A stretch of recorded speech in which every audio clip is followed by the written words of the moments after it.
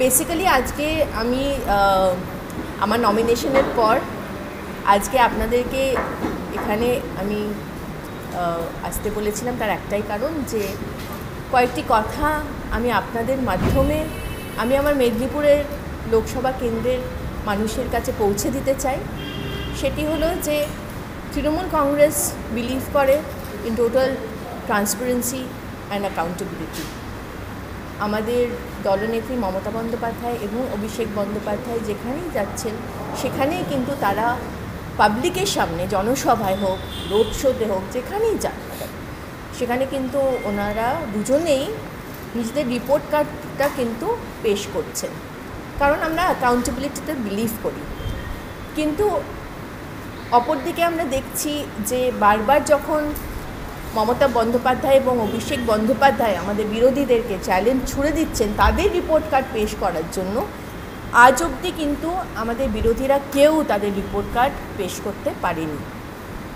আমি বিগত 3 বছর ধরে মেদিনীপুরের বিধায়ক এবং 3 বছরে আমি যেসব কাজ করেছি আজ আমি তার একটি রিপোর্ট কার্ড, আমার কাজের হিসেব আমি আপনাদের হাতে তুলে দেব এবং পরবর্তীকালে আমি যারা যারা আছেন এখানে আমার সহকর্মীরা, তারা প্রত্যেকটি বাড়িতে গিয়ে আমার রিপোর্ট কার্ডটা জনগণের হাতে তুলে দেবেন। মাননীয়া জুন মালিয়া বিগত 3 বছরের বিধায়ক হিসেবে উনি ওনার কাজের একটা খতিয়ান বা রিপোর্ট কার্ড পেশ করেছেন। এই রিপোর্ট কার্ড সম্পর্কে বলতে চাই, সম্পূর্ণরূপে মিথ্যাচারের আশ্রয় নেওয়া হয়েছে, যা মেদিনীপুরবাসীকে বিভ্রান্ত করবে।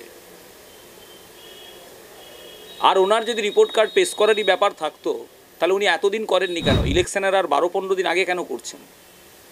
মাননীয় দিলীপ ঘোষ তার এমপি ল্যাডের টাকায় কী কাজ করেছেন গত 1 বছরে সেই রিপোর্ট কার্ড উনি পেশ করেছেন, তা আমরা 7টি বিধানসভাতে ফ্লেক্স আকারে টাঙিয়ে দিয়েছি 1 বছর আগে।